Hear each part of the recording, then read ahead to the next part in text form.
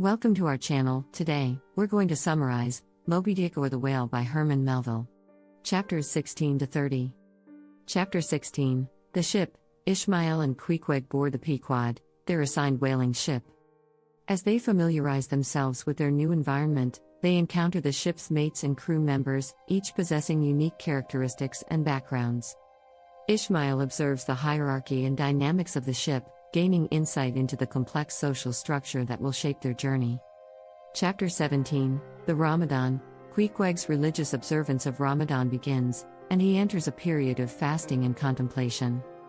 Ishmael witnesses Pequod's devotion and respect for his faith, deepening his admiration for his friend's spirituality.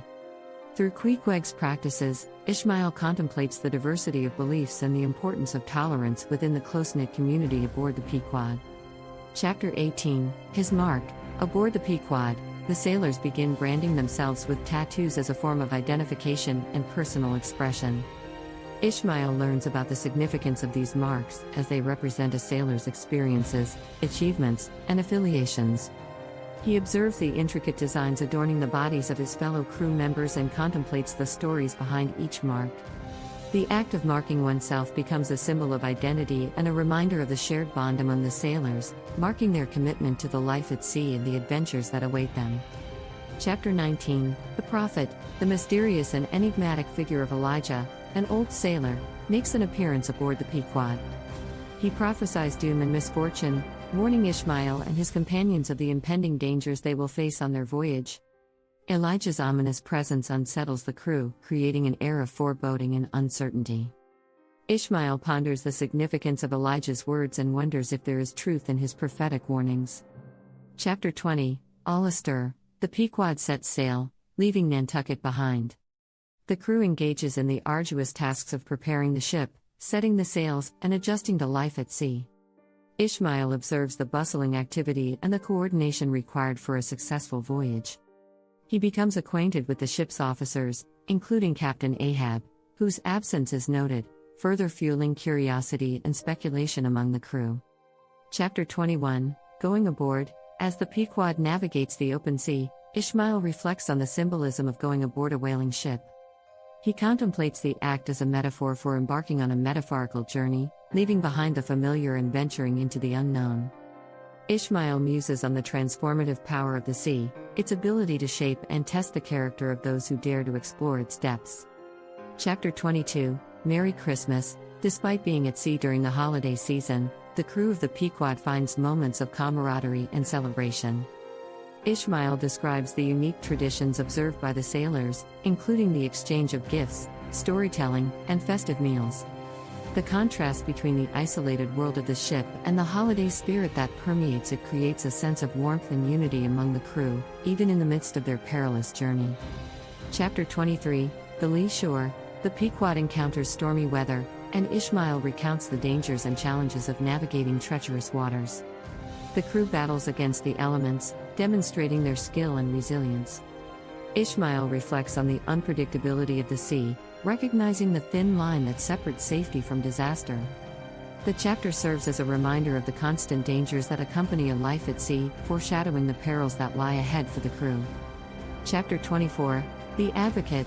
In this chapter, Ishmael describes the role of the lawyer, an unusual presence aboard the Pequod. The lawyer is tasked with ensuring that each sailor's will is properly recorded and their affairs settled in case of death. This solemn task serves as a reminder of the inherent risks and mortality faced by the crew, deepening Ishmael's awareness of the high stakes and potential sacrifices involved in their whaling expedition. Chapter 25. Postscript. Melville interrupts the narrative with a chapter providing additional context and background information on whaling and the scientific classification of whales. He delves into the various species, their physical characteristics, and the hunting techniques employed by whalers. While seemingly disconnected from the main narrative, this chapter contributes to the reader's understanding of the whaling industry, underscoring the magnitude of the sailors' pursuit and the significance of their encounters with these majestic creatures. Chapter 26. Knights and Squires. Ishmael explores the hierarchical structure of the Pequod's crew, comparing it to the feudal system of knights and squires. He reflects on the roles and responsibilities of each member, from the captain to the lowliest sailor. Ishmael contemplates the unique bonds formed within this hierarchical structure, as well as the potential for conflict and power dynamics that arise in such close quarters. Chapter 27, Knights and Squires in the Saddle. Building upon the previous chapter, Ishmael delves deeper into the intricacies of the sailor hierarchy. He likens the crew's responsibilities to those of knights and squires in battle, highlighting the challenges, skills, and dangers faced by each role. Ishmael's observations shed light on the dynamic nature of life at sea and the constant interplay of authority, trust, and teamwork among the sailors. Chapter 28, Ahab. Captain Ahab finally makes his appearance on deck, leaving a profound impression on Ishmael and the crew. Ahab's towering stature, intense demeanor, and the mysterious absence of his leg, replaced by a prosthetic made from a whale's jawbone, lend an air of both fascination and apprehension. The crew is captivated by Ahab's commanding presence, and Ishmael becomes increasingly curious about the motivations that drive this enigmatic captain.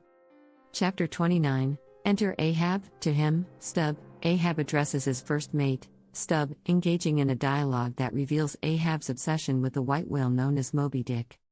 Ahab shares his personal vendetta against the creature, vowing to seek revenge for the loss of his leg.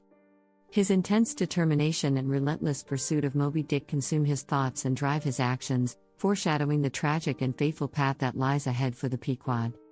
Chapter 30, The Pipe. Aboard the Pequod, Ahab retreats to his cabin, where he contemplates his mission to hunt down and kill Moby Dick.